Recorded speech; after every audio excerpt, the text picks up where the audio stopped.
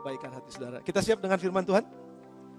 Mari datang kepada Tuhan. Bapak, sekali lagi kami mohon biar Allah Roh Kudus yang ada di tengah-tengah kami akan menolong kami semua untuk mengerti, memahami isi hatinya Tuhan, kehendak Tuhan atas hidup kami, sehingga kami boleh hidup di dalam tujuannya Tuhan, dalam rancangannya Tuhan, sehingga kami gak lari kemana-mana, tapi kami boleh tetap stick kepada tujuannya Tuhan, sehingga hidup kami dipakai oleh Allah untuk menjadi mujizat buat orang lain. Di dalam nama Tuhan Yesus, berkata-katalah, tidak terkecuali semua yang mendengar di tempat ini, yang dalam ruangan ini, akan takluk kepada suara firman Tuhan, sehingga kami semua akan diilhami, diinspirasi oleh firman Tuhan, dan didorong untuk semakin mencintai Tuhan dan mencintai sesama di sekeliling kami. Dalam nama Tuhan Yesus Kristus, berkata-katalah Roh Kudus, permuliakan Yesus di tengah-tengah kami, karena kami butuh Engkau. Dalam namamu kami berdoa.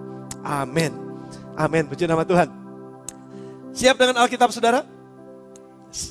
Halo? Siap dengan catatan saudara?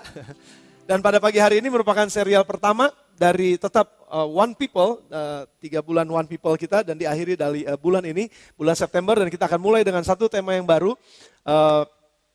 Saya mau kita sama-sama belajar mengenai stop running and start living. Stop running and start living. Stop lari-lari. Biarlah kita mulai dengan kehidupan kita. Nah saudara, kehidupan selama bulan ini kita akan bicara banyak mengenai misi tentu saja, karena ini adalah bulan misi dan GSIA di seluruh Jawa Barat saat ini sedang dalam atmosfer bulan misi selama bulan September. Dan saya mulai dengan stop running and start living. Nah saudara, kehidupan manusia itu seringkali digambarkan di dalam Alkitab itu oleh kehidupannya bangsa Israel. Jadi bangsa Israel itu merupakan prototipe seperti foto dari kehidupan manusia yang ada sekarang, khususnya bagi anak-anak Tuhan. Nah, Tuhan punya tujuan, Tuhan punya rencana. Kita tahu bahwa Tuhan punya rencana atas kehidupan kita. Kita tahu bahwa Tuhan juga punya rencana atas tujuan kehidupan orang-orang Israel. Dia punya tujuan supaya orang Israel masuk ke tanah perjanjian. Dan kita semua juga sama, saudara. Kita semua punya tanah perjanjian. Teman, yang jadi pertanyaannya adalah apakah kita tetap hidup di dalam perjalanan kita, di dalam tujuan tersebut. Atau kita detour, atau kita pakai jalan lain, dan kita pakai cara sendiri, sehingga kita nggak pernah sampai kepada tujuan di mana Tuhan ingin kita sampai di sana. Nah, seperti bangsa Israel, mereka juga sebenarnya sudah ditetapkan oleh Tuhan, sudah ditentukan oleh Tuhan, sudah dirancangkan oleh Tuhan. Tuhan punya rencana buat mereka, bahwa ada tujuan yang harus mereka sampai ke sana. Tujuannya adalah tanah perjanjian. Tapi pada kenyataannya di akhirnya setelah 40 tahun, mereka puter-puter, muter-muter, keliling-keliling. Ini bahasa saya, lari-lari dari tujuan Tuhan, mereka nggak jalan stick kepada tujuannya Tuhan, tapi mereka pakai cara mereka sendiri, pakai pikiran mereka sendiri, pakai kemauan mereka sendiri. Akhirnya mereka putar-putar 40 tahun, dan di akhir 40 tahun perjalanan mereka, cuma ada 2 orang yang masuk ke tanah perjanjian. Pada zaman itu 2 orang yang hidup pada zaman keluarnya mereka dari tanah Mesir, yaitu Yosua dan Kaleb. Dan selanjutnya yang masuk semua ke dalam tanah perjanjian adalah orang-orang yang lahir selama putar-putaran 40 tahun di sana. Sedangkan mereka yang sudah lahir di tanah Mesir atau di tanah perbudakan, mereka nggak ada satupun yang masuk ke tanah perjanjian. Saudara bisa bayangkan, begitu tragisnya. Ada begitu banyak juga ternyata orang-orang yang katanya percaya kepada Yesus. Ya, saudara ingat khotbah katanya Kristen katanya, julukan. Ya, ada banyak orang yang Kristen katanya, tapi nggak pernah sampai kepada tujuan hidup yang Tuhan sudah tetapkan buat mereka. Kenapa? Karena mereka maunya pakai jalan sendiri. Mereka maunya putar-putaran sendiri. Mereka maunya pakai pikiran sendiri, pakai emosi sendiri. Maunya pakai apa yang bisa mereka lakukan. Berdasarkan apa? Berdasarkan pengalaman mereka atau berdasarkan apa yang mereka tahu. Nah saudara, ini yang menyebabkan begitu banyak orang yang sudah begitu lama jadi orang Kristen, begitu lama jadi katanya anak-anak Tuhan, orang percaya katanya kepada Yesus, tapi hidupnya terus putar-putaran dan gak pernah sampai kepada tujuan. Bahkan perhentian 1 pun belum lewat. Apalagi perhentian yang ke-10. Ya, perhentian 1 aja belum sempat sampai. Udah balik lagi, udah putar lagi ke tempat yang lama lagi. Dan ada begitu banyak orang yang percaya bahwa semakin saya banyak tahu, semakin saya bisa sukses dalam hidup saya. Belum tentu, saudara. Itu merupakan mitos. Saudara, kita tahu firman Tuhan, belum tentu kita lakukan firman Tuhan soalnya.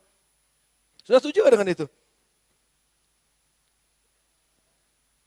Kita tahu bahwa kita mesti, contohnya aja. Saya tahu bahwa saya harus, gini, saya paraphrase. Saya tahu bahwa kalau saya jaga hidup saya sehat, tubuh saya pasti sehat. Jadi saya harus jaga makan saya harus jaga olahraga saya harus jaga waktu-waktu saya harus betul-betul bisa jaga hidup saya supaya tetap bisa sehat dan kuat. Saya tahu, kalau saya makan ini pasti saya sakit. Saya tahu kalau saya konsumsi ini pasti saya jadi nggak enak nanti. Saya tahu bahwa Saya tahu sih, kalau saya makan minumin cuka dan cabai ini, pasti nanti muncul-muncul. Nggak mungkin nggak, saya tahu benar. Tapi aneh ya, kenapa begitu ngelihat cuka dan ini kayaknya pengen disedot terus gitu. Kayaknya, apalagi kalau lagi panas-panas siang-siang gitu. Apalagi lagi sakit kepala kayaknya, makan begini, langsung seger. Saya tahu kalau saya makan itu, saya bisa sakit. Tapi hanya karena saya tahu, kan belum tentu saya mampu untuk stay away dari itu. Sudah ngerti maksud saya? Enggak? Saudara yang bersama dengan saya katakan yes. Terima kasih sudah bersama dengan saya. Saya tahu. Ini kemarin saya baru ada konseling pranikah bersama dengan satu pasang yang akan menikah, segera menikah. Dan saya katakan, saya tanya-tanya, semua kan ada kuesionernya. Pernah gak nonton percabulan atau nonton film porno? Oh iya pernah dulu waktu zaman ini. Oke, masih ingat gak ceritanya kayak gimana? Saya tantang gitu. Masih gitu. Masih kebayang gitu, masih kebayang. Sudah bisa bayangkan? Dari SD nonton film porno, itu bisa sampai udah mau menikah, filmnya masih main di kepalanya. Tahu bahwa kalau nonton itu tuh, itu merusak diri kita. Tahu bahwa pornografi itu merusak diri kita. Saya tahu, kita semua tahu. Tapi anehnya begitu ada tayangan-tayangan di handphone kita, sekarang smartphone bisa masuk begitu enak aja. Apalagi kalau saudara ada dalam grup-grup yang gak bertanggung jawab, dan tiba-tiba keluar gambar-gambar yang aneh-aneh gitu. Dan kecenderungannya saya tahu kalau saya ada di sini nanti pikiran saya pasti ada di situ terus. Karena pornografi begitu kuat mengikat kehidupan seseorang. Dan akhirnya karena dia tahu, tapi dia nggak mampu melakukannya, bukan berarti dia bisa berhasil dalam kehidupannya untuk lewat dari masa-masa seperti itu. Berapa banyak orang-orang yang jatuh lagi pada dosa yang sama. Balik lagi pada kesalahan yang sama. Balik lagi kepada kelemahan-kelemahan yang sama. Padahal dia udah tahu bahwa itu salah. Nih ya, saya tahu nih kalau lagi begini nih saya lagi lemah nih. Tapi anehnya tetap aja jatuh gitu. Dan yang kedua, mitos yang kedua adalah hanya karena orang punya pengalaman katanya. Saya berpengalaman, saya punya pengalaman seperti itu. Tapi anehnya pengalamannya terus di-repeat dan diulang. Makanya ada orang bilang gini, pengalaman adalah guru yang paling baik. Salah kalau menurut saya. Pengalaman yang dievaluasi dan kita rubah cara-cara kita melakukan itu baru guru yang baik. Tapi kalau pengalaman cuma sekedar pengalaman, saya udah ngalamin semua, saya udah ngalamin begini, saya udah ngalamin gini. Tahu gak saya pacarannya udah 10 kali saya pacaran. Saya udah pengalaman banget pacaran, tapi anehnya putus melulu. Gak pernah ada yang jadi. Saudara, hanya karena kita udah berpengalaman, bukan berarti kita akhirnya jadi bisa melanjutkan kepada kehidupan yang lebih baik. Belum tentu saudara, pengalaman jatuh di tempat yang sama berkali-kali. Berapa banyak di antara kita ngalamin hal seperti itu. Saya pun pernah ngalamin hal seperti itu, kayaknya jatuh kok di tempat yang sama. Padahal saya udah punya pengalaman, saya udah tahu betul.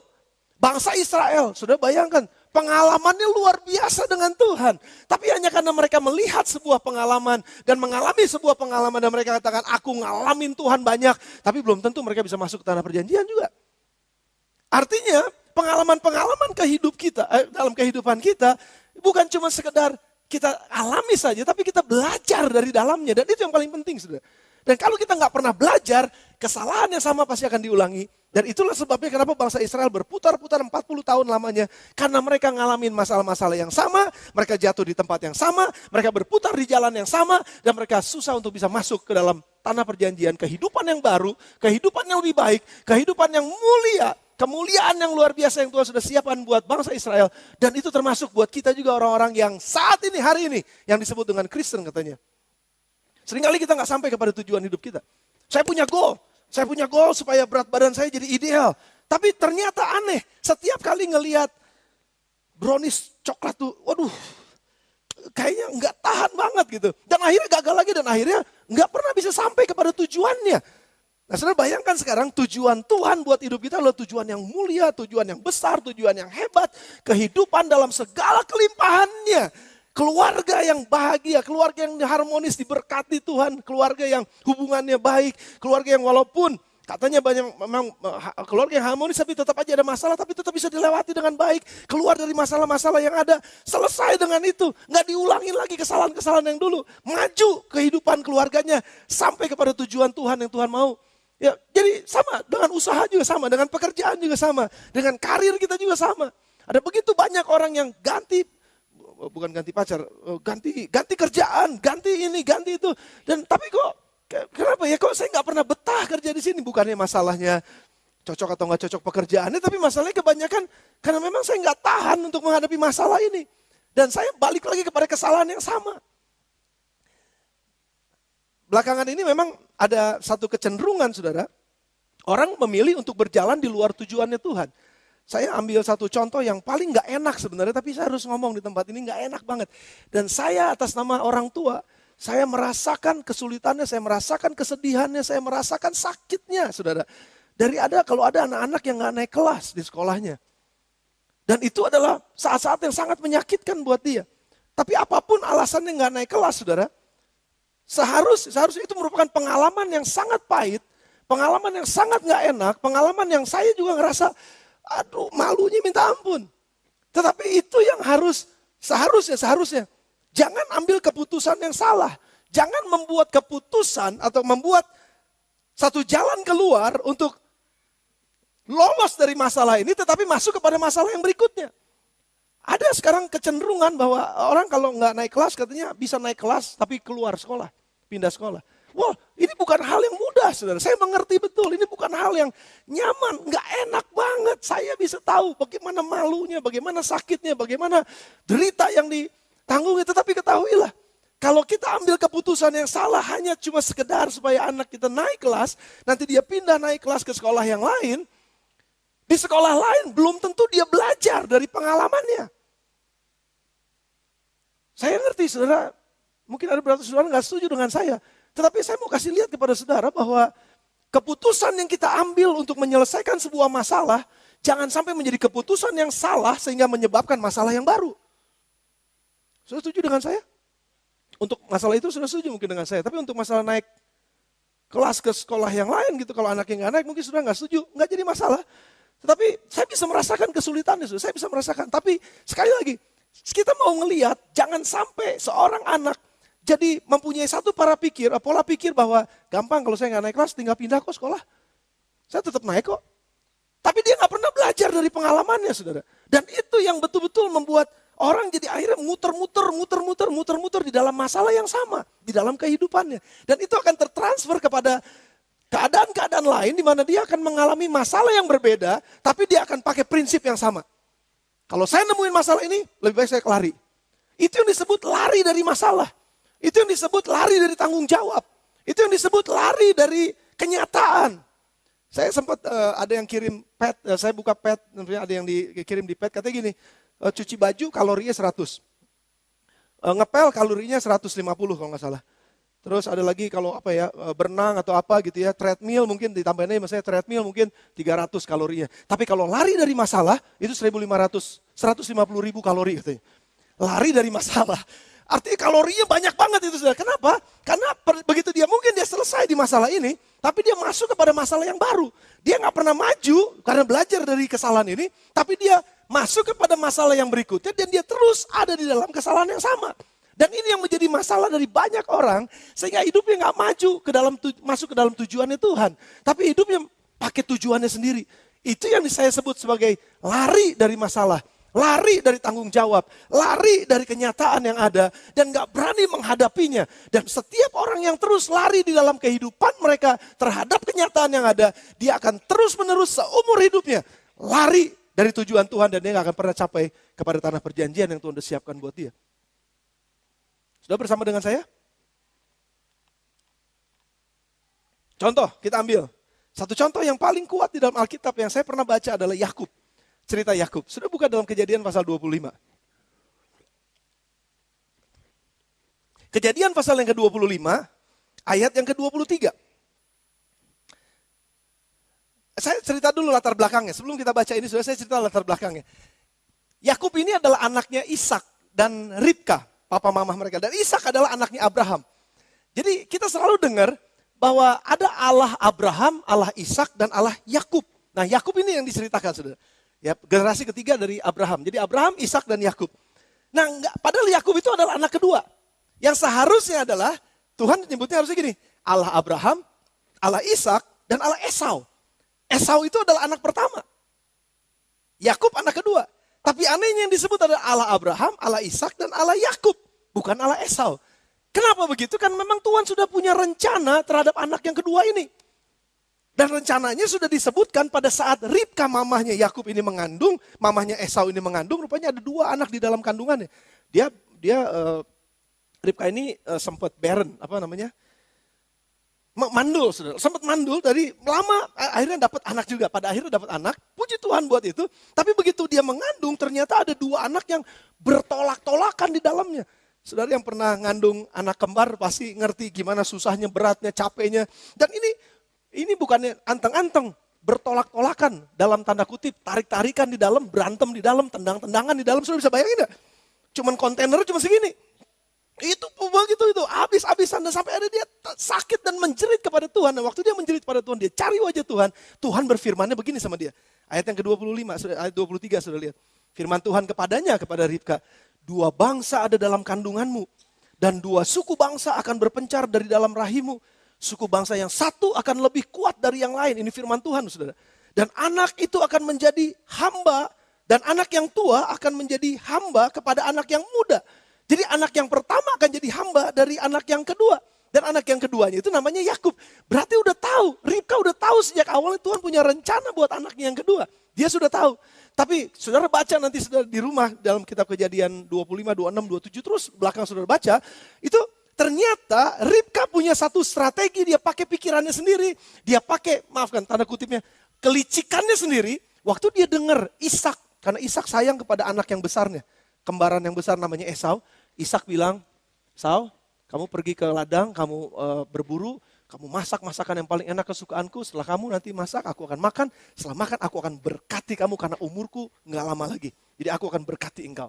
Nah, berkat buat zaman pada saat itu berkat yang sangat luar biasa. Dinanti-nantikan oleh anak-anak. Ribka dengar di depan tenda. Begitu Esau pergi berburu, Ribka langsung panggil anaknya yang namanya Yakub yang kedua ini. Kembarannya si Esau ini yang kedua Yakub. Yakub, kok cepetan sini. Karena Yakub badannya mulus. Lembut orangnya gitu. Tapi kalau Esau kasar, banyak bulunya. Lahirnya aja udah merah katanya, itu banyak bulunya. Jadi gimana mungkin mah kata Yakub. Oh udah mereka licik-licikan akhirnya dipakein lah bulu-bulu domba. Saya aneh loh saudara. Masa bulu orang sama bulu domba gak bisa dibedain kan. Dan pada saat itu memang kenyataannya begitu. Karena Ishak juga udah rada blur matanya. Udah rada buta-buta gitu matanya. Jadi waktu Esau udah pergi, jadi Ribka cepet-cepet masakin buat Ishak. Lalu si Yakub disuruh bawa, Yakub udah pakai bajunya, pakai bau-bau ladang gitu, terus semua dipakein bulu-bulu dan lain sebagainya. Nah lalu dia datang, "Pa, ini makanannya." Ishak kedengar, ini suaranya suara si Yakub. Tapi kok, siapa kamu? Udah ceritanya gitu sudah kira-kira. Aku Esau gitu, ngebohong sudah. Si Yakub ini ngebohong. Dan akhirnya pendek cerita, Ishak percaya dan akhirnya Ishak makan dan Ishak memberkati Yakub. Engkau jadi bangsa yang besar, bla bla bla bla bla. Dapat berkatnya. Begitu Yakub pergi keluar, Esau datang dengan masakannya. "Pak, aku pulang." Ishak langsung pikir, "Siapa kamu? Tadi siapa yang datang?" "Masa ada yang datang?" "Enggak, ini saya kok. Saya baru beresin makannya, Pak. Aku udah makan kenyang dan aku udah berkati orang tadi." "Siapa itu tadi?" Wah, si Esau langsung ngerti. Kemarin dia ambil hak kesulunganku. Ini si Yakub nih ngeliat nih orang. Ini benar-benar anak kurang ajar. Ini benar adik kurang ajar. Ini adik Puyonghai nih adik nih. Benar-benar ini nggak enak benar punya adik. Dia marah, sudah waktu dia marah dia berhasil untuk membunuh Yakub.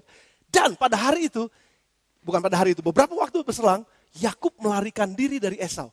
Karena Esau mau bunuh si Yakub. Esau marah banget. Nah sudah perhatikan nih. Yakub melarikan diri karena kesalahannya. Dan dia membuat kesalahan sebetulnya yang juga disutradarai oleh mamahnya. Yang itu semua di luar dari jalurnya Tuhan. Padahal Tuhan tetap punya rencana. Saudara tinggi, kalaupun Ribka pada saat itu mungkin. Ya, ini interpretasi saya. Dan Yakub gak ngebohongin Ishak. Berkat itu pasti datang sama dia. Tapi karena ngotot pengen dengan berbagai macam cara. Cepat-cepat saya harus dapetin ini berkat. Tipu pun gak apa-apa. Dan waktu dia nipu, dia makan pahitnya karena dia mau dibunuh oleh Esau dan dikejar-kejar oleh Esau. Akhirnya dia harus lari. Sudah perhatikan nih. Hidup dalam pelarian. Yakub hidup dalam pelarian. Dan hidup dalam pelarian gak pernah nyaman. Yakub lari dan akhirnya dia ketemu dengan satu tempat yang namanya saudaranya, mamahnya yang namanya Laban. Dan sampai di tempatnya Laban, akhirnya dia bisa bekerja di sana. Pendek cerita. Dia lari dari kehidupan yang sesungguhnya Tuhan sudah siapkan buat dia. Dia lari ke negeri yang jauh, lalu dia mulai bekerja. Dan waktu dia bekerja dia bilang gini, aku jatuh cinta dengan anakmu yang pertama, anakmu yang kedua. Aku cinta banget sama dia, Pak Laban, paman. Aku mau menikah dengan dia. Boleh, kata Laban pamannya. Tapi kamu kerja dulu 7 tahun, baru kamu akan dapatkan. Oke, dia kerja dengan semangat dia kerja. Sudah perhatikan, orang yang hidup dalam pelarian terhadap tujuan Tuhan tetap bisa sukses. Tetap bisa sukses. Yakub sukses di rumahnya Laban, walaupun dia hidup dalam pelarian. Tapi suksesnya berbeda dengan sukses kalau dia tetap hidup dalam tujuannya Tuhan. Boleh saudara katakan amin kalau sudah percaya ini. Ada banyak orang sukses di luar tujuan Tuhan.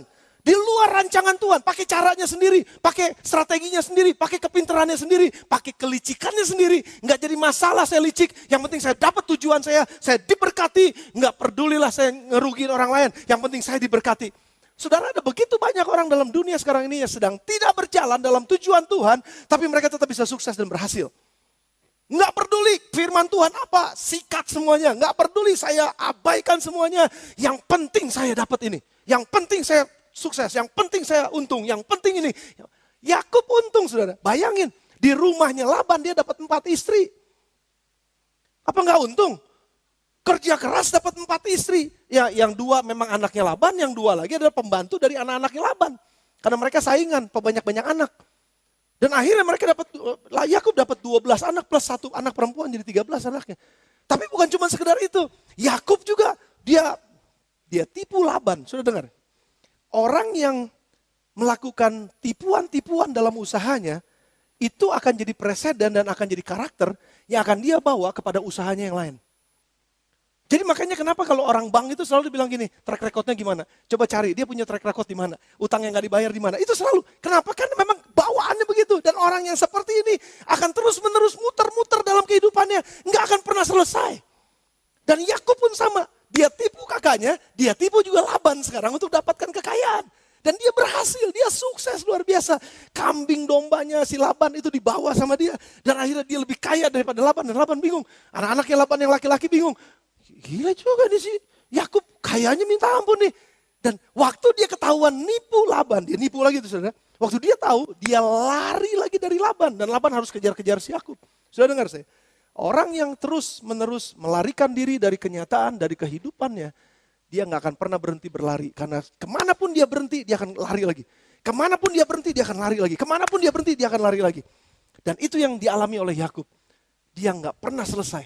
Saudara, makanya, sekali tadi yang saya katakan, jangan sampai pada saat kita melakukan kesalahan, kita lari dari kesalahan kita, dan kita memulai sesuatu yang baru, kesalahan itu akan terjadi lagi dan akan terulang lagi pada kesalahan yang sama, pada kejadian yang baru mungkin, tapi kesalahan yang sama. Itu akan terus-menerus berulang. Dan saudara mungkin bisa lari lagi dari sini. Kalau ada orang-orang yang meninggalkan hutang dan lari, saudara. Saya mau bilang ini mungkin profetik buat saudara. Kalau ada yang lagi ngutang saat ini, jangan lari, walaupun keadaan ekonomi susah, jangan lari. Karena saudara gak akan pernah selesai berlari. Dan lari dari kenyataan, lari dari keadaan, lari dari masalah. Jangan pernah lari, hadapin dulu itu masalahnya. Nah, Yakub lari terus, sudah sampai akhirnya dia lari dari Laban. Dan Laban kejar dia, sampai Laban temu, kenapa kamu lari dari saya? Karena aku gak bisa kayak begini. Sampai satu saat, saudara. Perhatikan nih, sampai satu saat Yakub harus memutuskan. Dia harus stop melarikan diri dan dia harus kembali kepada tujuan yang semula. Kepada rumah yang semula. Dan dia harus ketemu dengan Esau. Dia harus selesaikan masalahnya dengan Esau. Selama dia terus lari dari Esau, dia gak akan pernah sampai kepada tujuan Tuhan yang Allah sudah siapkan buat dia. Gak akan pernah. Demikian dengan hidup kita, saudara. Sama, kehidupan orang Israel ini juga sama dengan kehidupan kita. Selama kita terus berlari. Perhatikan, saudara yang menikah, perceraian adalah pelarian. Saya nggak tahu saudara setuju dengan saya atau enggak ya. Perceraian adalah pelarian. Karena saya udah nggak sanggup lagi, karena saya udah nggak bisa lagi, karena saya udah nggak bisa ngomong lagi sama dia, karena saya pokoknya udah deh, gue udah nggak bisa bener-bener ngelihat mukanya, gue udah enek bener-bener, udah nggak bisa. Loh, aneh dulu lagi pacaran nggak pernah enek loh. Kenapa udah menikah jadi enek? Pokoknya udah gak bisa lagi, pokoknya dia ngomong sedikit udah langsung berantem, ngomong sedikit udah langsung, loh dulu lagi pacaran kok cuek-cuek aja, kok biasa-biasa aja, kenapa sekarang jadi begitu? Dan akhirnya mulai lari dari masalah. Mulai ketemu sama orang lain, mulai ngobrol sama ini, ngobrol sama itu. Akhirnya ketemu dan akhirnya CLBK terjadilah. Dan sekarang banyak saya dengar ada CLBK karena ada alumni-alumni lagi ada di grup sekarang nih, ada di grup-grup handphone kita sekarang. Dan terjadi rupanya ada cinta lama bersemi kembali, CLBK. Ya, keinget lagi, aduh gila untung. Kenapa gue kawin sama dia? Enggak sama dia, kalau gue kawin sama dia lebih untung kayaknya. Dari dulu SMP pernah gue udah lirik-lirikan sama dia. Gue kayaknya udah suka sama dia, juga kayaknya udah suka. Kenapa gue jadi ketemu sama barong saya ini? Wah itu akhirnya jadi ngomongnya kemana-mana saudara. Ngomongnya jadi jelek. Dan saudara bisa bayangkan. Itu namanya melarikan diri dari masalah. Melarikan diri dari kenyataan. Dan kalori ya 120.000. Melarikan diri dari masalah. Melarikan diri dari kenyataan. Lari dari kenyataan, lari dari masalah. Dan akhirnya Yakub memutuskan stop. Cuma saya mau bilang begini saudara, sekali lagi. Saya mau klarifikasi yang tadi. Sukses di luar Tuhan bisa. Bisa. Yakub sukses di luar Tuhan. Sukses di luar rencananya Tuhan. Bisa kaya dia, oh dia kaya. 4 istri, 12-13 anak. Kambing dombanya berantakan ada di mana-mana. Kayanya luar biasa. Dia bisa. Tapi saudara baca Amsal pasal 14 ayat yang ke-12. Baca sama-sama. Amsal pasal 14 ayat yang 12. Ada jalan yang disangka orang lurus tapi ujungnya adalah maut. Disangkanya lurus, tapi itu bukan jalan Tuhan. Disangkanya aja lurus, tapi ujungnya maut. Saudara ingat, selalu sebuah kesuksesan yang ada di luar Tuhan, selalu mendatangkan ketidakbaikan, mendatangkan maut. Itu selalu entah mautnya dalam bentuk bukan hanya kematian saja. Mautnya dalam bentuk perpecahan dalam keluarga. Mautnya berbentuk dalam mungkin hubungan-hubungan yang rusak dan berantakan. Entah jadi sakit, penyakit dan lain sebagainya. Tapi ada selalu ujung-ujungnya nggak enak saudara. Selalu nggak enak. Karena memang orang nyangka jalannya lurus, tapi bukan jalan Tuhan. Kalau saudara baca dalam Amsal 9, saya bacakan saja. Ada 2 hikmat saudara. Amsal 9 ayat 1 sampai 18, saya mau saudara catat saja. Saya akan beritahukan ini pada saudara. Ada 2 perbedaan. Amsal 9 ayat 1 sampai dengan ayat 18, saya nggak baca semua. Tapi di dalam ayat pertama sampai dengan ayat yang ke-12, ayat yang 11-12, saudara perhatikan dibilang begini. Hikmat, ini hikmat Tuhan. Makanya dibilang permulaan hikmat adalah takut akan Allah. Kalau hati kita terus kepada Tuhan, tertuju terus kepada Tuhan, maka hikmat Tuhan itu akan ada di dalam kita. Ya, kita akan mendapatkan hikmat yang dari hikmat mendirikan rumahnya dan mulai memotong semua sembelihannya dan mengundang mereka yang tidak berpengalaman untuk datang ke dalam rumahnya. Hikmat yang dari Tuhan nih. Permulaan hikmat adalah takut akan Tuhan. Ya, ujung-ujungnya semua adalah tujuan Tuhan, rancangan Tuhan, firman Tuhan, semua kehendak Tuhan, semua yang Tuhan ajarkan dalam firman-Nya, itu semua ada hikmatnya Tuhan di situ. Nah, selama kita ada hidup di bawah firman ini, di bawah hikmat ini, maka dikatakan di ayat yang ke-11, sudah lihat ayat yang ke-11 ya? Dikatakan di sana, oleh karena aku umurmu diperpanjang dan tahun-tahun hidupmu ditambah. Karena hikmat ini. Dan saudara baca lagi di sepanjang Amsal Sulaiman, dalam kitab-kitab Amsal, itu selalu dikatakan bahwa hikmat Tuhan, firman Tuhan, kebijaksanaan Tuhan, keputusan-keputusan Tuhan, semuanya itu akan menuntun jalan-jalannya kita. Jadi orang yang hidup dalam hikmatnya Tuhan pasti akan berjalan di dalam jalannya Tuhan. Benar jalannya. Bisa sukses di situ jelas loh. Oh itu janjinya Tuhan kok, kesuksesan belaka akan mengikuti kamu kok. Keselamatan semua akan mengikuti kamu kok. Carilah dahulu kerajaan Allah dan kebenarannya hikmatnya Tuhan. Maka semuanya akan ditambahkan kepadamu. Itu udah jelas kok. Pasti bisa. Tapi ada hikmat yang kedua. Kalau saudara baca di dalam ayat yang ke-17 sampai 18 itu akhirnya. Tapi ayat yang di atasnya ayat yang ke-13 kalau saya nggak salah dikatakan. Perempuan yang berhikmat, perempuan bebal cerewet, sangat tidak berpengalaman dan tidak tahu malu. Ini perempuan ada hikmat yang kedua. Dia memanggil-manggil orang yang ada di jalan yang tidak berpengalaman. Di jalan lurus orang-orang dipanggil sama dia untuk berbelok ke jalannya. Ini adalah hikmat bebal dan cerewet perempuan. Tapi bukan perempuan sebenarnya, bukan. Ini sedang bicara tentang hikmat lawannya hikmat Tuhan. Ini hikmat dari dunia ini. Dari dunia ini hikmatnya memanggil orang-orang yang berjalan di jalan lurus untuk menyimpang ke jalannya. Keluar dari tujuannya Tuhan. Keluar dari hikmatnya Tuhan. Dan orang-orang yang seperti ini ayat 17 dan ayat yang ke-18. Sudah lihat, sukses bisa terjadi dalam hidupnya. Keberhasilan bisa terjadi dalam hidupnya. Tapi ujungnya kalau sudah lihat ayat yang ke-17. Air curian manis dan roti yang dimakan dengan sembunyi-sembunyi. Lezat rasanya. Tapi di jalan yang salah. Dapat roti manis? Iya. Dapat air manis? Iya. Tapi sembunyi-sembunyi. Karena jalan yang salah. Tapi ayat 18 sudah lihat. Tetapi orang itu tidak tahu bahwa di sana ada arwah-arwah dan bahwa orang-orang yang diundangnya ada dalam dunia orang mati. Pertama mungkin ngerasain berkat, pertama mungkin ngerasain kemenangan, tapi nggak akan pernah damai di dalam hati sementara kita sukses dan berhasil di luar tujuannya Tuhan. Selalu kita akan harus balik kepada tujuannya Tuhan dan jalan-jalannya Tuhan. Dan kalau kita mau ada di dalam jalannya Tuhan, nggak bisa lepas dari hikmatnya Tuhan. Nggak bisa lepas dari firman Tuhan. Nggak bisa lepas dari Alkitab yang kita baca. Nggak bisa lepas dari WPDA waktu kita bersama dengan Allah dan dia bicara kepada kita. Izinkan dia bicara kepada kita. Supaya kita ngerti jalan-jalannya. Kita harus kembali kepada jalan yang benar. Kita harus kembali kepada tujuan yang benar. Supaya kita nggak belok kemana-mana. Sehingga kita kehilangan arah dari tujuan yang Tuhan tetapkan buat kita. Sudah bersama dengan saya? Yakub berhenti berlari. Dan ia harus kembali lagi kepada sumber masalahnya. Dia lari gara-gara ada masalah dengan Esau. Dan dia kembali ke sana. Tapi sebelum dia kembali, sudah perhatikan nih. Sebelum dia kembali, Yakub hidup di dalam pelarian dan perantauan yang gak pernah tahu kapan akhirnya. Tapi waktu dia putuskan aku harus stop berlari untuk masuk kepada kehidupan yang baru. Kepada kehidupan yang gak usah lari-lari lagi. Yang kepada kehidupan yang udah harus saya jalani dengan tujuannya Tuhan. Dia harus stop di sini, tapi dia harus melalui masa transisi. Dan masa transisinya ini adalah dalam kitab Kejadian pasal yang ke-33. 32 maksud saya. Mari kita buka sudah. Kejadian pasal 32. Ayat yang ke-22 sampai dengan ayat yang ke-28. Yakub harus bergumul terlebih dahulu dengan rasa takutnya, dengan rasa malunya, dengan rasa tegangnya, dengan rasa sepertinya saya nggak mau ke sana, tapi saya harus lewatin masa ini, saya harus bayar harganya, saya harus hidup nggak nyaman seperti mematikan diri, membunuh diri saya sendiri seolah-olah begitu. Tapi saya mau lihat kehidupan baru tanpa pelarian lagi. Saya mau hidup pada jalan yang benar. Dan Yakub harus lewati masa bersama dengan Tuhan.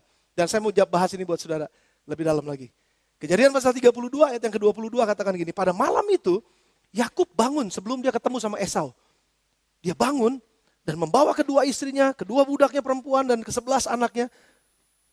Dan menyeberang ke tempat penyeberangan sungai Yabok. Sesudah ia menyeberangkan mereka, ia menyeberangkan juga segala miliknya. Lalu tinggallah Yakub seorang diri di sana. Dan seorang laki-laki bergulat dengan dia sampai fajar menyingsing.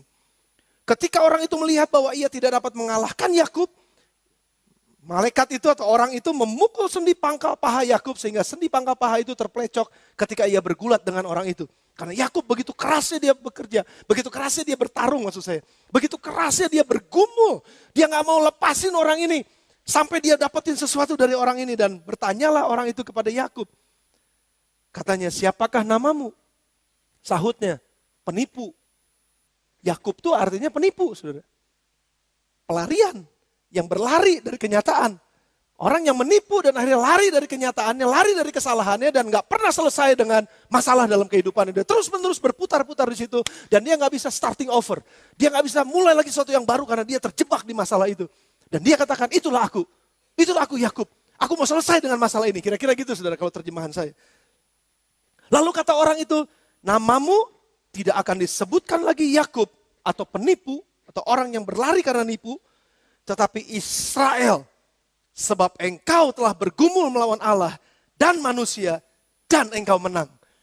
Wow, saudara perhatikan nih. Jadi waktu Yakub mau ketemu sama Esau, dia takut. Nah orang biasanya kalau takut saudara, itu nggak bisa tidur, nggak bisa tenang, dan itu yang dia lakukan.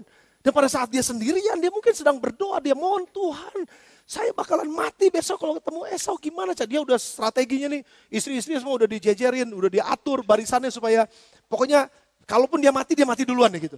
Jangan yang keluarga saya. Jadi dia udah atur semua Tuhan, tapi saya tegang banget nih waktu tegang-tegangnya seperti itu. Tuhan menampakkan diri dalam bentuk manusia.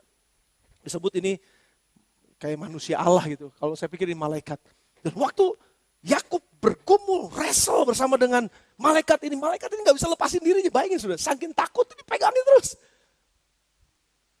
Gemeteran dia pegangin terus, saya gak mau lepasin kamu. Sampai akhirnya saya jadi ingat cerita Dracula. Kalau Dracula tuh malam-malam dia keluar, begitu udah mulai ada matahari dia takutan mesti pergi kan. Jadi ini kira-kira juga kayak gini malaikat, udah mau terang nih, lepasin. Gak mau lepas juga, diplecokin kakinya si Yakub dan akhirnya Yakub melepaskan diri. Tapi siapa namamu? Kata si malaikat tadi. Penipu. Mulai hari ini engkau nggak akan lagi disebut penipu. Engkau akan disebut Israel. Pahlawan Allah yang luar biasa. Pahlawan Allah yang gagah perkasa. Hari itu perjumpaan, divine appointment. Ada satu divine destiny yang terjadi. Saya ambil istilahnya Andy Stanley bilang, divine destiny. Bahasa saya divine appointment. Ketemu sama Tuhan. Dalam ketakutannya harus menghadapi masalah. Dalam ketakutannya harus melewati pergumulannya. Kalau enggak dia enggak pernah go through. Dia nggak pernah masuk kepada tujuan Allah yang mula-mula sebelum dia selesai dengan masalahnya. Tapi dia mesti ketemu sama Tuhan dulu. Dan dia ketemu di situ sama Tuhan. Tuhan, aku nggak sanggup, aku nggak bisa, aku berserah padamu. Capek Tuhan, aku udah nggak kuat lagi Tuhan, aku perlu Engkau. Dan di situ Tuhan ubahkan. Di situ Tuhan jadikan Yakub menjadi Israel yang tadinya penipu. Berubah identitasnya menjadi pahlawan Allah yang gagah perkasa. Yang siap untuk masuk pada tujuannya Tuhan. Yang baru dalam kehidupannya. Dan pada hari itu juga Yakub menang. Dan walaupun jalannya keplecok. Akhirnya dia temui Esau. Dan yang dia bayangkan buruk sebelumnya tentang Esau. Ternyata nggak terjadi seperti itu. Saya percaya karena semua adalah campur tangannya Tuhan. Ada divine appointment. Tetapi ini penting saudara-saudara. Sebelum kita melihat, kita menyelesaikan masalah kita. Kita menyelesaikan semua tantangan yang ada di depan kita. Jangan pakai jalanmu sendiri, jangan pakai pikiranmu sendiri. Datang berlutut sama Tuhan. Ada satu lagu yang bagus banget, Touch the Sky judulnya. Pada saat tanganku terangkat ke sorga, aku bertemu dengan sorga pada saat justru, apa nih namanya? Lututku bertemu dengan lantai ini. Waktu lututku bertemu dengan lantai ini, tanganku mencapai kepada sorga. Ada satu divine appointment, ada satu divine destiny yang ketemu dengan abiding humility. Saya pakai istilahnya understand sekali lagi. Abiding humility. Ada satu pertemuan ilahi dan juga ada satu kerendahan hati dari manusia untuk mau taat kepada kehendak Tuhan dan mereka ketemu. Dan waktu mereka ketemu, powerful luar biasa saudara. Ada identitas yang diubahkan Tuhan di sana dan dia siap untuk menghadapi masalahnya. Dia siap menghadapi tantangan dalam kehidupannya. Dia siap menghadapi tempat yang menyebabkan dia menjadi pelarian kemana-mana. Dan dia mesti lewatin ini. Waktu dia lewatin itu saudara, Esau sama sekali gak punya pikiran jelek. Esau malah merangkul dia, cium-ciuman mereka sebagai kakak beradik. Ada pengampunan di sana dilepaskan. Ada pertukaran-pertukaran yang terjadi di sana. Dan pada saat selesai, Esau meninggalkan Yakub. Yakub sudah gak disebut lagi sebagai Yakub. Yakub disebut sebagai Israel. Dan pada akhirnya dia menjadi satu bangsa, umat pilihan Tuhan. Pahlawannya Allah yang memegang semua janji-janji Tuhan. Dan hidup dalam tujuannya Allah. Saya nggak tahu apa yang sedang saudara hadapi pada pagi hari ini. Pelarian apa yang sedang saudara lakukan pada pagi hari ini. Mungkin saudara lari dari kenyataan. Saudara sedang lari dari masalah-masalah bisnis saudara. Masalah-masalah kehidupan saudara. Masalah di sekolah saudara. Masalah dalam pergaulan. Masalah dalam keluarga saudara. Saudara sedang katakan aku give up. Aku capek, aku lari. Saudara ingat, selama kita lari, kita nggak akan pernah bisa ketemu sama tujuannya Tuhan. Kembali kepada posisi di mana saudara awalnya mengalami masalah itu. Dan bereskan itu. Dan sebelum saudara masuk ke sana, biarkan ada divine appointment atau divine destiny. Dan kita akan masuk sebagai orang yang merendahkan diri di hadapan Tuhan. Ketemu sama tujuannya Tuhan. Minta sama Tuhan, Bapa biar kehendakmu yang jadi. Bukan kehendakku. Biar apa yang menjadi rancanganmu yang jadi dalam hidupku. Bukan rancanganku lagi Tuhan. Aku tahu ini capek. Aku tahu ini melelahkan. Aku tahu ini susah.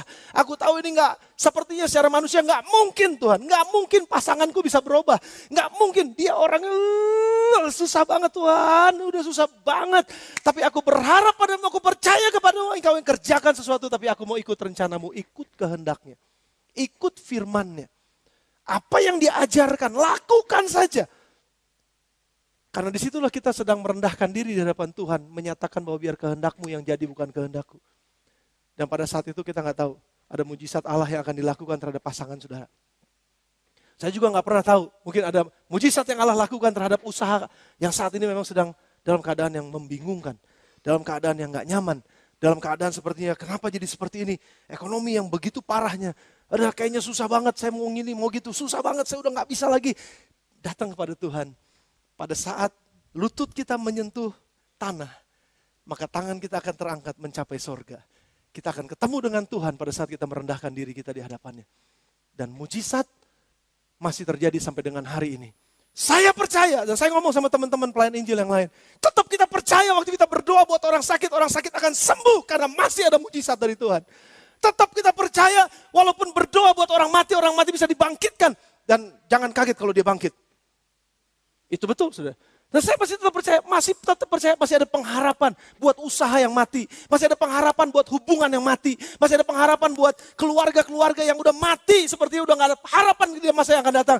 Masih ada harapan dan masih percaya ada mujizat Allah di sana. Saya masih percaya. Asal kita mau datang kepada Tuhan, merendahkan diri. Dan membiarkan divine appointment jadi dalam kehidupan kita. Rencananya yang ajaib itu jadi dalam kehidupan kita. Saudara, dalam Alkitab, saya akan tutup dengan ini.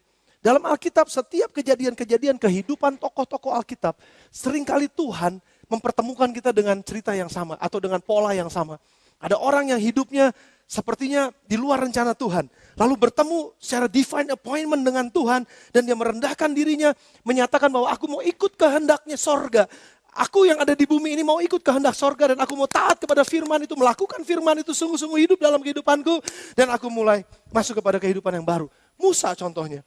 Musa 40 tahun dia ada di tanah Mesir. Dia menjadi pangeran Mesir. Dia angkat dari kecil jadi putrinya Firaun. Jadi anak putrinya Firaun. Dan seorang yang luar biasa punya pengaruh yang hebat di tanah Mesir. Jadi pangerannya Mesir kira-kira begitu. Saudara. Tapi pada saat tertentu Tuhan mau Musa masuk kepada tujuan hidupnya. Karena engkau enggak selama-lamanya ada di sini. Engkau enggak boleh ada di sini selama-lamanya karena aku udah pilih engkau lahir dengan divine appointment. Tapi Musa mesti ketemu dulu dengan Tuhan. Dan pada saat 40 tahun selesai, ada satu kejadian yang membuat dia harus lari. Saudara dengar, dia harus lari dari Firaun.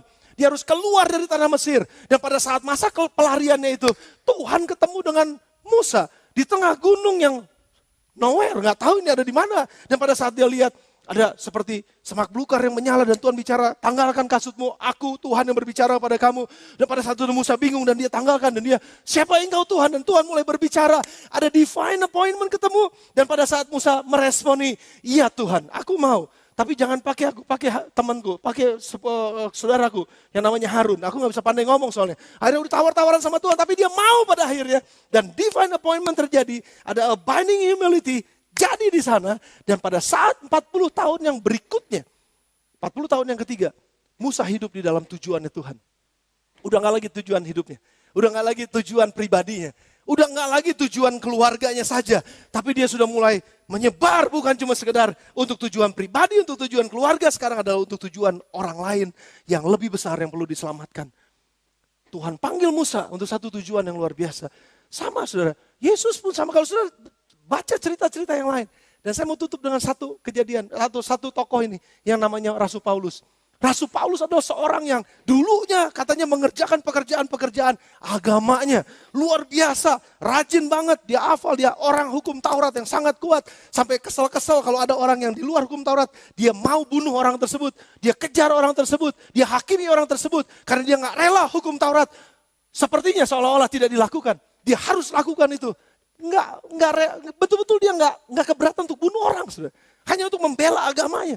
Ini orang yang sangat devout, ini orang yang sangat taat sama agamanya. Beberapa tahun dia hidup ada di sini, hidup dalam pelarian, bukan hidup dalam tujuan Tuhan. Dan pada satu saat divine appointment ketemu, Tuhan menampakkan diri kepada Saul atau Saul pada saat itu di tengah jalan menuju ke Damaskus, dan pada saat itu Tuhan hit dia dengan sinar yang begitu terang. Paulus lagi naik kuda, padahal itu perjalanan untuk cari orang-orang Kristen katanya pada saat itu, pengikut-pengikut Kristus untuk dibunuh dan masukkan ke penjara atau dimasukkan dalam penjara. Paulus dalam perjalanan ke sana, Saulus dalam perjalanan ke sana.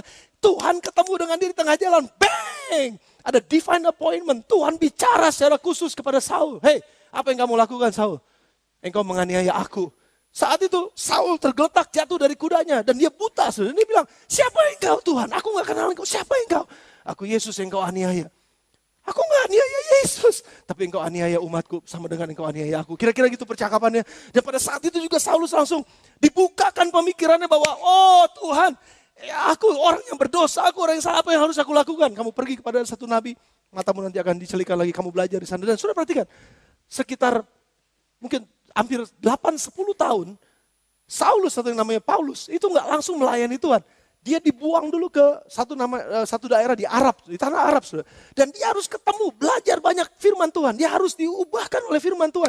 Ada masa jeda di mana divine appointment bersama dengan abiding humility itu ketemu.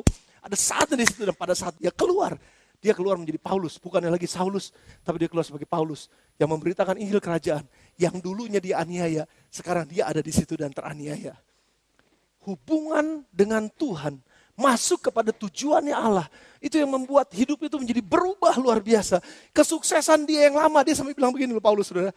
Aku anggap ini sampah. Dalam bahasa asli bahasa asli ya, ini aku anggap, tahi. Sampah, kotoran. Ini gak ada artinya. Menjadi orang Yahudi, menjadi dari suku tertentu. Aku hafal Taurat Tuhan. Aku adalah orang yang gak pernah lalai melakukan semua Taurat Tuhan. Semua ini aku anggap, tahi. Karena pengenalanku akan Tuhan. Karena pertemuanku dengan Dia. Ini yang mengubahkan hidupku. Yang membuat aku sekarang, walaupun aku, minggu lalu kita udah belajar. Walaupun aku harus mengalami karam kapal, aku kelaparan, aku telanjang, aku susah hidupku. Tapi karena aku kenal Kristus, ada satu hal yang luar biasa yang aku tahu. Aku gak mungkin lagi lari ke tempat yang lama, aku gak mungkin lagi lari kepada kehidupanku yang lama, tapi aku mengejar apa yang ada di depanku. Dan yang ada di depanku itu adalah tujuan Tuhan yang mulia buat kehidupanku. Mungkin aku bisa berhasil dulu, mungkin aku bisa sukses dulu, tapi itu semua aku anggap, aku punya pengenalan yang baru akan Kristus. Dan itu lebih mulia daripada apapun juga. Jangan pernah lari. Pagi ini perkataan Tuhan buat kita semua. Jangan lari dari masalah saudara. Jangan stop pada saat saudara ngalamin kesulitan dan tekanan dalam keluarga saudara. Tetap ada di situ. Tetap ada dalam jalannya Tuhan. I plead you, jangan lari dari situ. Ketahuilah bahwa Tuhan tidak pernah tinggalkan saudara. Jumat yang lalu saya berdoa, khusus saya berdoa buat seluruh sidang jemaat. Saya minta kepada Tuhan dan Tuhan tunjukkan, nangis saya, pagi-pagi saya nangis dan saya katakan Tuhan terima kasih. Karena ini yang Tuhan katakan buat saudara dan saya. Sekali-kali aku tidak akan pernah meninggalkan kamu. Aku akan selalu ada bersama dengan kamu dalam semua keadaan apapun. Sekali-kali aku tidak akan pernah meninggalkan kamu. Aku akan berjalan bersama dengan kamu. Dan kalau kita berjalan bersama dengan Tuhan, masa depan kita adalah masa depan yang pasti. Keberhasilan kita adalah keberhasilan yang panjang umurnya. Bukan cuma keberhasilan sementara, tapi keberhasilan yang panjang umurnya. Beri tepuk tangan sekali buat Tuhan Allah kita yang luar biasa. Kami ucap syukur Tuhan. Dan saya mau tutup dengan satu ayat yang Paulus katakan di dalam kehidupannya ini. Dalam semua keadaan kesulitan yang dihadapi. Ini yang dia katakan dalam Roma pasal 8. Sudah catat. Roma pasal yang ke-8 ayat yang ke-18. Sampai dengan ayat yang ke-28. Saya rangkumkan buat saudara. Ini perkataannya Paulus. Saudara, aku yakin bahwa penderitaan saat ini nggak akan melebihi kemuliaan yang akan kita lihat di depan. Dolar 14.000 saat ini. Sepertinya kita menderita, yang punya utang dalam dolar susah banget nih. Yang punya usaha, saya dengar pengusaha tempe karena kedelainya udah nggak ada. Udah sepertinya udah habis, sepertinya udah gak ada harapan. Penderitaan saat ini aku yakin, kata Paulus. Gak melebihi kemuliaan yang akan kita lihat di depan. Sebab kita tahu bahwa semua makhluk dalam dunia ini sedang mengalami kesusahan. Bukan cuma kamu yang susah. Bukan cuma kamu yang lagi nangis sekarang. Ada begitu banyak orang yang nangis dalam dunia ini. Bahkan tumbuhan pun nangis karena gak punya hujan sekarang. Kering sekarang. Dan semuanya sedang berdoa, kapan waktu pemulihan ini terjadi? Kapan anak Allah dinyatakan? Supaya kami bebas dari tubuh kami yang menderita ini. Dari kehidupan yang susah ini, kapan? Ada orang-orang mungkin yang saat ini sedang berdoa dan katakan, Tuhan sakitku udah terlalu lama. Aku udah gak bisa bertahan Tuhan. Aku udah capek kayak begini terus Tuhan. Aku udah gak ngerti mesti gimana lagi. Penderitaan hari ini yang kamu alami. Aku yakin nggak akan melebihi kemuliaan yang akan kita lihat di depan. Dia sudah siapkan itu buat kita. Semua makhluk sedang menderita. Tapi kita mengucap syukur. Karena kita sudah diselamatkan di dalam pengharapan. Dan pengharapan itu bukan pengharapan kalau kita udah lihat. Memang kita belum lihat pengharapan kemuliaan itu, kita belum lihat. Tapi kita udah diselamatkan sekarang tapi belum. Sekarang kita udah diselamatkan tapi kita akan lihat nanti. Pengharapan itu belum kita lihat. Tapi nantikanlah itu dengan tekun. Jangan bergeser dari jalanmu. Jangan keluar dari jalanmu. Tetap ada di jalan dia. Nantikan itu dengan tekun. Lakukan itu dengan setia dan tekun. Kita mengucap syukur karena kita sudah diselamatkan untuk satu pengharapan yang luar biasa itu. Dan satu lagi janji Tuhan. Mengucap syukur buat Roh Kudusnya. Yang sudah diberikan buat kita. Kita nggak tahu bagaimana harus berdoa. Dalam kondisi ada banyak utang. Dalam kondisi, sudah ingat kalau lagi utang jangan buka cek kosong atau cek giro kosong. Hadapin aja masalahnya, datengin orangnya. Minta grace period, minta grace time, waktu. Berdoa sama Tuhan, betul-betul karena memang keadaannya lagi susah. Tapi jangan menyimpang ke jalan untuk menipu. Jangan menyimpang ke jalan saudara untuk melakukan hal-hal yang gak terpuji. Tetap jalan di dalam jalannya Tuhan. Roh Kudus akan menolong kita untuk berdoa pada saat kita gak tahu bagaimana kita harus berdoa. Saya ngerti betul dan saya menangis bersama dengan beberapa orang. Pada hari-hari yang lalu, pada saat dia bilang, Pastor, ini deg-degannya udah bukannya bulanan, deg-degannya setiap minggu. Setiap Jumat saya harus bayar gaji. Setiap Jumat tapi gak ada uangnya. Kering banget, ini masa kering. Saya udah gak bisa berdoa. Tapi mengucap syukur buat Roh Kudus yang mengajar kita berdoa. Dan Bapak kita itu melihat hati nurani kita. Waktu kita berdoa dengan sungguh hati, dengan kebenaran. Dia lihat kita. Dan dia ngerti apa yang Roh katakan kepada Bapak di sorga. Mengenai keluh kesah kita di dalam. Dan ini yang aku tahu, kata Paulus. Yang terakhir ayat yang 28. Ayat yang powerful banget. Aku yakin, tahu sekarang bahwa Allah turut bekerja dalam segala sesuatu. Dalam saat susah, dalam saat senang, dalam saat pas-pasan, dalam saat gak ada makanan, dalam saat duit gak ada, dalam saat kekeringan. Aku tahu segala sesuatu Allah turut bekerja di dalamnya. Dia gak pernah tinggalkan. Makanya tetap berjalan di dalam jalannya. Karena aku tahu sekarang. Kita tahu sekarang bahwa Allah turut bekerja dalam segala sesuatu untuk mendatangkan kebaikan. Dengar, untuk mendatangkan kebaikan bagi mereka yang mengasihi Dia. Bagi mereka yang tetap berjalan di dalam jalannya.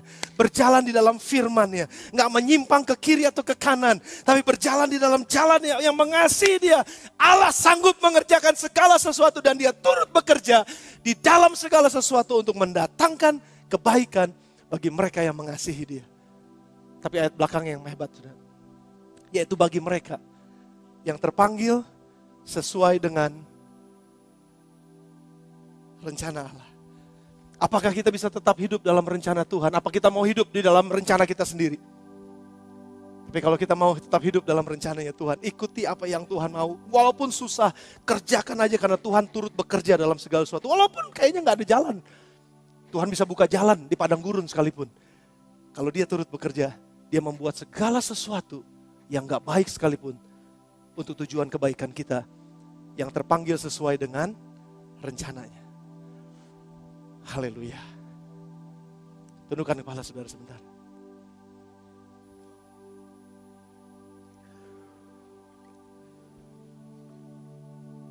Tuhan ngerti betul dan saya bisa rasakan dalam hati saya. Ini yang saya doakan. Tuhan ngerti betul tangisan saudara. Tuhan ngerti betul pergumulan saudara. Begitu susahnya melihat sebuah pemulihan dalam masa-masa ini. Entah secara keluarga, ekonomi, pekerjaan, apa aja. Saya ngerasain. Saya bisa rasain kesulitan saudara. Tapi ini yang Tuhan mau. Jangan lari, stop running. Jangan lari dari kenyataan. Jangan lari dari keadaan. Jangan lari dari masalah. Stop running and start living. Dan start living, mulai hidup di dalam jalan-jalannya Tuhan. Tapi kunci nomor satu adalah divine appointment. Divine destiny. Tujuannya Allah mesti jelas dalam hidup kita. Dan kita sebagai manusia merendahkan diri di hadapannya dan katakan, aku mau ikutin caranya Tuhan. Bukan caraku, bukan emosiku, bukan kemarahan di dalam aku, bukannya keinginanku sendiri, tetapi keinginanmu Bapak. Aku mau masuk ke dalam. Bentuk aku, pakai aku Tuhan. Sementara saudara tundukkan kepala saudara. Renungkan firman ini dan biarkan Roh Kudus berkata-kata dengan lembut dalam hati saudara. Kita masih ada banyak waktu, cukup waktu. Ada di antara saudara yang pagi ini mau datang kepada Dia dan mau katakan, aku mau ikut kehendak-Mu Tuhan. Aku mau ikut kehendak ilahi. Divine destiny, divine appointment. Ketemu sama Tuhan aku pagi ini. Dan aku mau katakan, aku submit, aku tunduk. Aku merendahkan diri di hadapan-Mu. Mau ikut rencana-Mu. Dan ikut firman-Mu, ikut jalan-jalan-Mu. Dan biar hikmat Tuhan penuh atas hidupku. Untuk berjalan dalam jalannya Tuhan. Dan lihatlah, Allah turut bekerja di dalam segala sesuatu.